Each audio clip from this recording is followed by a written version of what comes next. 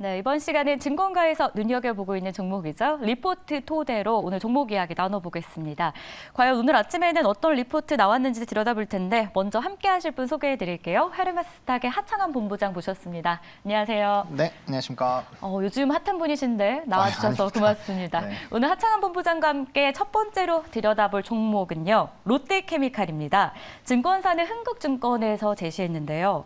전분기 수준의 수익성 부진이라는 제목의 투자 의견 매수, 목표 주가 22만 원을 유지했습니다. 자, 컨센서스를 크게 하회하는 4분기 실적을 일단 보였는데 롯데케미칼 실적부터 리뷰해 주시죠. 네, 일단 실적 같은 경우는 다들 잘 아시겠지만 하회했습니다. 네. 아무래도 화학주들이 좀 어려운 국면에 있죠. 아무래도 수요단에서의 좀 문제가 있었다 보니까 전반적인 분위기 자체가 그렇게 좋지는 못했습니다.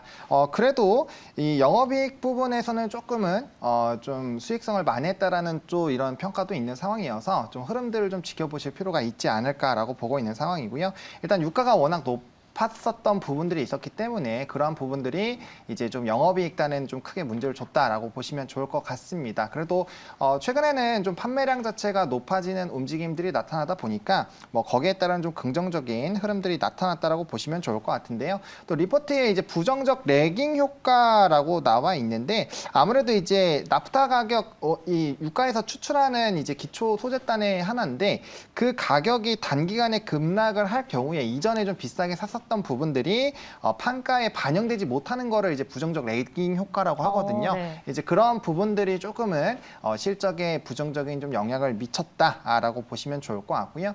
앞으로도 좀 수요단의 부분들은 좀 체크를 해보실 필요가 있는데 아무래도 보통 수요가 많이 나타나야지 이제 제품과 이런 원자재 가격의 차이인 스프레드가 확대가 되는데 아직까지는 그런 부분들에서 좀 미진한 부분들이 있어서 4분기도 그런 기조로 실적적인 부분들이 좀 좋지 않았다라고 이해를 해보시면 좋을 것 같습니다. 네, 중국 쪽에서도 좀 부담감이 있었죠. 그렇죠.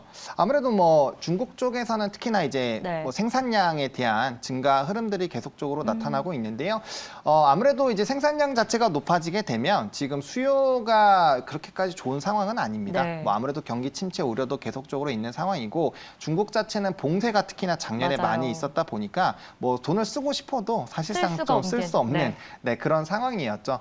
그러다 보니까 공급은 늘어나는데 수요단은 줄어들게 되고 또 우리나라 기업들이 이제 중국에 대한 비중이 상당히 높습니다. 다들 잘 아시겠지만 화학 쪽에서도 한 51% 정도 비중을 차지했었던 부분들이 있다 보니까 수요단이 크게 줄어들게 되면 자연스럽게 수출 실적도 좀 좋지 못하게 되는 그런 기조가 좀 이어졌다라고 보시면 좋을 것 같고요. 일단은 공격적으로 신규 설비를 계속적으로 확대를 하고 있는데 이 양이 엄청납니다. 얼마나 되나요? 우리나라 전체 생산량과 거의 맞먹는다라고 보시면 될 것 같은데 추가적으로 이렇게 생산량이 많이 늘어나게 되면 당연히 이제 가격적인 부분에서의 또 경쟁이 나올 수밖에 없죠. 네. 왜냐하면 수요와 공급의 원칙에 따라서 공급이 늘어날 때 수요까지 같이 올라갈 때가 좀 긍정적이죠. 대표적으로 이해하시기 편하게 2차 전지 쪽 말씀을 좀 드리고 싶은데 양극재 부분에 대한 수요가 엄청나게 많이 늘어나고 거기에 따라서 우리나라 기업들 증설하면서 매출단 엄청나게 좋아졌잖아요. 에코프로 그룹들 보시면 쉽게 이해를 하실 수 있을 텐데 지금 석유화학 쪽은 그와는 상황이 다르다라는 거죠. 그래서 공급단은 많이 늘어나고 있는데 수요단에서의 아직까지 좀 불확실성이 있는 상황이라서 이러한 기조가 조금 유지가 된다라고 한다면 당연히 실적적인 부분에서의 조금 강력한 반등 흐름들이 유지가 되기 좀 어렵다라고 이해를 해보시면 좋을 것 같습니다. 수요 부진이라는 단어가 이 짧은 사이에도 여러 번 언급이 좀 됐어요. 네. 아마 가장 큰 문제 요인이 아닐까 싶은데 그렇죠. 이런 상황에서도 우리가 찾아볼 만한 모멘텀이 있을지 좀 궁금한데 롯데케미칼 어떤 긍정적인 요소 있을까요? 그 반도체랑 비슷하게 좀 이해를 해보시면 어떨까라고 생각을 하는데요. 네. 일단은 지금 힘든 업황은 좀 어느 정도 지나갔다라고 이해를 해보시면 좋을 것 같습니다. 왜냐하면 사실 굉장히 좀 강력하게 이런 전염병 자체가 3년 이상의 좀 타격을 줬죠. 맞아요. 그리고 이제 시진핑 주석의 산여민에 대한 그런 정치적인 이슈도 있다 보니까 사실 다양한 이슈들이 좀 악재가 겹쳤는데 그런 부분들이 점진적으로 좀 완화가 되고 있습니다. 중국 같은 경우도 집단 면역이 이루어지면서 앞으로의 좀 기대감이 좀 나오고 있는 상황이고 특히나 3월 달에 양회에서 경기 부양책이 좀 강하게 나오지 않을까라는 기대감이 있는 상황이거든요. 물론 그러한 기조가 또 수요 확대에 따른 인플레이션 부담감으로 넘어갈 수 있겠지만 보시면 어쨌든 중국 자체에서는 최근에 뭐 지표도 긍정적으로 나왔기 때문에 이런 수요단에서의 좀 기대감이 나올 수 있는 상황입니다. 그래서 이런 리오프닝에 따른 좀 기대감들을 가져가 보실 수 있지 않을까라고 보시면 좋을 것 같고요. 이제 부양책이 얼마나 크게 나오느냐에 따라서 사실 수요단의 이런 캐파 자체가 좀 설정이 될 수 있어서 이 부분은 조금 집중해서 보실 필요가 있지 않을까라고 좀 정리를 드리겠습니다. 하지만 양회에서 별다른 언급이 없을 수도 있지 않겠습니까? 그렇죠. 이걸 그래서 확인해야 되는 부분이겠죠. 네, 그래서 사실 리포트에도 그런 한 줄이 있습니다. 네. 공급에 대한 우려와 수요 리오프닝에 따른 이제 수요에 대한 불확실성은 여전히 존재한다라는 문구가 있거든요. 한 줄만 나와 있습니까? 네. 좀 축약해서 말씀드려서 네. 한 줄이라고 말씀을 드렸는데 어쨌든 이게 사실 말씀 주신 것처럼 부양책에 대한 기대감이 있는 거지 부양책이 나온 게 아니잖아요. 그렇죠. 그렇기 때문에 얼마든지 불확실성은 있는 상황이고 사실 이제 인플레이션과 또 연관이 될 수 있어서 뭐 사실 최근에 이런 해운 쪽 보시면 네. 선에 대한 이런 부분들이 많이 좋지 않아지고 있거든요. 그래서 그런 부분들도 수요에 대한 좀 지표로 체크를 해보시면 어떨까라고 좀 정리를 드리겠습니다. 네, 그렇다면 투자 아이디어 챙겨보도록 하겠습니다. 일단 매수였어요. 목표 주가는 22만 원을 그대로 유지했는데 어떻게 보세요?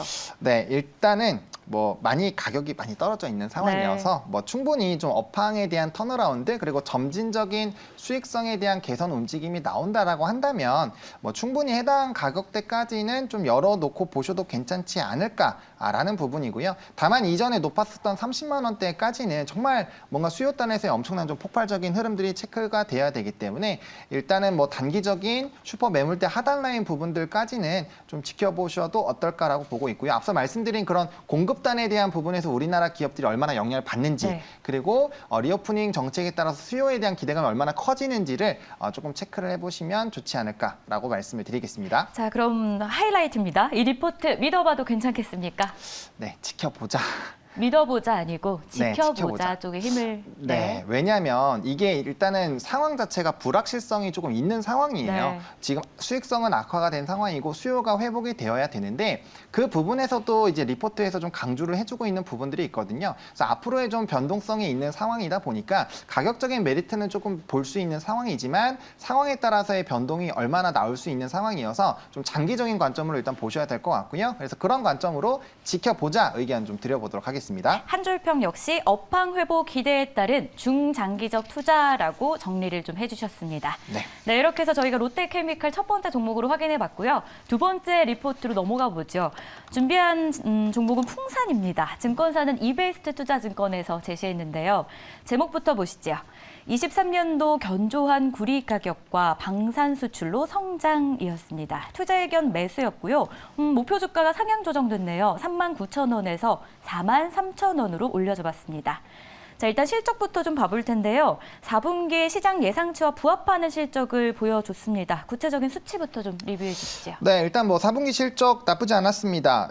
매출액 같은 경우는 전년 동기 대비 16.1% 증가했고요. 뭐 1조 1,330억 원, 그리고 영업이익 같은 경우는 전년 동기 대비 16.2% 감소했는데 이거는 이제 뭐 메탈 가격 자체가 사실 이제 공급망 이슈, 전쟁 이슈에 따라서 굉장히 급등이 나왔다가 또 점진적으로 하락이 나오다 보니까 거기에 따른 좀 영향이 있었다라고 보시면 좋을 것 같고요. 대신에 환율 자체가 굉장히 높았기 때문에 그러한 부분들로 어느 정도 좀 상쇄를 했다라고 보시면 좋을 것 같습니다. 그래서 신동 부분 같은 경우는 이제 마진율 같은 경우는 조금은 좋아졌다. 판매량도 감소하고 고정비도 늘어났지만 좀 좋은 흐름들이 나타났다라고 말씀을 드리겠고요. 뭐 방산 부분이 굉장히 좋았죠. 방산 부분 같은 경우는 이제 중동향까지도 이제 유럽향에 대한 매출까지 좀 붙어주게 되면서 좀 기대감이 확대가 됐다라고 보시면 좋을 것 같습니다. 자, 견조한 구리 가격과 방산 수출로 성장할 수 있을 것이다. 제목만 봐도 일단은 기대감이 좀 보여요. 그렇죠. 이에 대해서 저희가 좀 자세히 알아야 될 것 같은데 네. 방산 수출로 성장 기대감이 많은 상황입니까? 사실 이 미국의 총알을 공급하는 그런 기업으로 좀 유명합니다.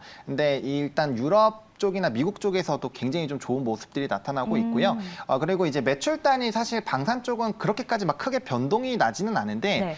작년부터 조금 뭐 특히나 연말에 좀 몰리기는 합니다. 성수기다 보니까 그래도 좀 좋은 모습들이 유지가 되고 있었거든요. 게다가 이제 2020년 4분기에 나왔었던 봉시가 있었죠. 4천억 원의 규모로 두 가지 회사에 이제 연에 납품하는 게 한 1,000억 정도씩 붙어주기 때문에 좀 견조한 이런 방산에다가 추가적인 이런 기대감들이 좀 붙어 붙어지고 있는 상황이고요. 사실 러시아와 우크라이나의 전쟁 자체가 좀 장기화가 되다 보니까 네. 전방위적으로 방위 산업체들의 이런 수출단이 좀 좋아지고 있어요. 그리고 사실 이번 전쟁이 나오기 전까지만 하더라도 우리나라 방산업체들은 내수에 많이 치중이 됐었고요. 네. 그래서 국방부에서 얼마나 많은 정책 자금이 좀 할당이 되느냐에 따라서 실적에 좀 변동성이 있었고 그 폭이 크지는 않았거든요. 근데 이제 재작년 말부터죠. 이 해외에 대한 폭발적인 수주가 터져 나오게 되면서 수출량에 대한 비중이 굉장히 좀 좋아지고 있는 상황이고요. 앞서 말씀드린 것처럼 이제 유럽향 부분에서의 좀 긍정적인 또 확대가 나타나고 있다 보니까 그러한 부분들이 이제 반영이 된다라고 한다면 충분히 좀 실적적인 부분에서도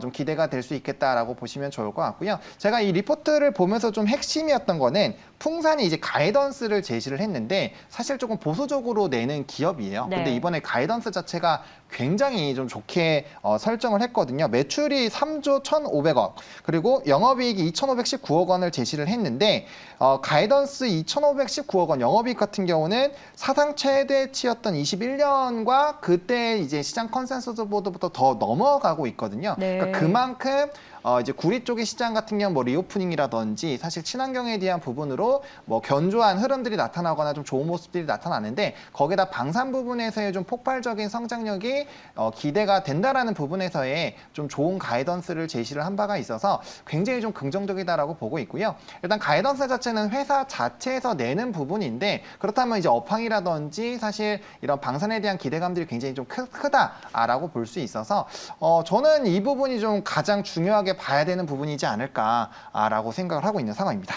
네. 가이던스 자체가 일단 나 스스로 나를 좋게 평가했다. 네. 이렇게 볼 수 있는 거잖아요. 그렇죠. 나한테 기대감이 굉장히 크다. 네. 그리고 내가 잘할 것이다.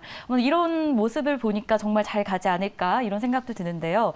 그렇다면 투자 아이디어도 좀 챙겨보겠습니다. 매수의 목표 주가가 상향 조정됐어요. 또 네. 동의하십니까? 네, 저는 긍정적으로 보고 있습니다. 오. 네, 일단은 뭐 말씀드린 것처럼 리오프닝이 사실 얼마나 더 크게 반영이 될지 모르겠지만 네. 구리 같은 경우는 사실 전방위 산업에서 사용되는 이제 소재이다 보니까 이렇게 리오프닝에 대한 부양책들이 많이 나오게 되면 거기에 따른 좀 긍정적인 시그널들이 나올 수 있고요. 최근에 또 부동산 경기도 많이 얼어붙었는데 이제 모기지론 금리 자체가 좀 인하가 되고 있다 보니까 미국에서도 주택에 대한 이런 수요가 굉장히 또 많이 늘어나고 있습니다. 그리고 뭐 최근에 이런 뭐 태풍이라든지 지진이라든지 이런 이슈도 있는 상황이고요. 또 뭐 우리가 지금은 또 까먹고 있겠지만 뭐 네옴시티부터 시작해서 또 대규모 이런 건설에 대한 또 기대감들도 있는 상황이거든요. 그런 전방위적인 부분들이 좋아지게 되면 자연스럽게 구리 쪽에 대한 실적들은 좀 좋아질 수 있고요. 가격 자체도 좀 많이 회복이 된 부분들이 확인이 되고 있어서 이러한 기조가 유지가 된다면 충분히 본업 부분인 구리 쪽에서도 좀 긍정적인 모습이 나올 것이고요. 앞서 말씀드린 것처럼 뭐 방산 부분에서는 기대감이 나올 수 있는 부분들이 워낙 많이 있습니다. 그래서 그런 수주적인 부분이 찍히고 실적적인 부분들이 가시화되는 것들이 결국에는 이제 본업에 대한 펀더멘털 자체를 좀 성장해주는 부분으로 지켜보실 수 있지 않을까라고 말씀을 드리겠습니다. 구리 같은 경우에는 중국 경기에 좀 민감하다라고 저희가 잘 알고 있잖아요. 그쵸. 중국에 대한 의존도가 높을 수밖에 없는데 리오프닝으로 얼마나 좀 수혜를 볼 것으로 예상합니까? 저는 많이 좋아지지 않을까라고 오. 생각을 하는 게 왜냐하면 우리나라 경제 자체가 살아나기 위해서는 네. 중국에서의 좀 리오프닝, 좀 강력한 부양책들이 나와야 네. 되고 거기에 따라서 좀 영향을 많이 받는 기업들이 많이 있습니다. 근데 이 중국에서의 이런 오프닝이 열리게 되면서 우리나라 기업들이 좀 많이 수혜를 받지 않을까라는 기대감이 확대가 되고 있거든요. 그런 관점에서 보게 된다면 구리는 그 첫 단이라고 보시면 될 것 같고요. 그래서 저는 뭐 중국의 리오프닝 관련된 부분에서는 좀 긍정적인 영향이 지속될 것이다라고 생각하고 있습니다. 자, 그렇다면 이 리포트 믿어봐도 괜찮을지 물어보고 싶습니다. 어떻게 생각하세요? 믿어볼까요? 믿어보자라고 이번 말씀. 거는 믿어보십니까? 네, 일단은 사업의 이런 포트폴리오 자체가 네. 성장성이 나오고 있는 부분이고요. 또 좋아지는 부분으로 가고 있는 것들이 확인이 되고 있기 때문에 충분히 실적단에서의 좀 긍정적인 시그널들이 나올 수 있을 것 같고요. 그리고 기업 쪽에서 앞서 말씀드린 대로 이런 가이던스 자체를 이 정도로 좀 강력하게 낸다라는 거는 그만큼 좀 자신이 있다라고 네. 보여지거든요. 그래서 지금 리포트에서도 그 부분을 중심으로 좀 꼽았기 때문에 믿어봐도 된다라고 좀 정리를 드리겠습니다. 좋습니다. 이렇게 해서 저희 풍산 살펴봤고요. 풍산에 대해서는 믿어보자, 가이던스로 보여주는 자신감이라는 한 줄 평까지 챙겨가 보도록 하겠습니다. 저희 오늘 롯데케미칼 풍산 두 종목 리포트 통해서 살펴봤습니다. 지금까지 헤르메스탁의 하창한 본부장이었습니다. 고맙습니다. 네, 감사합니다.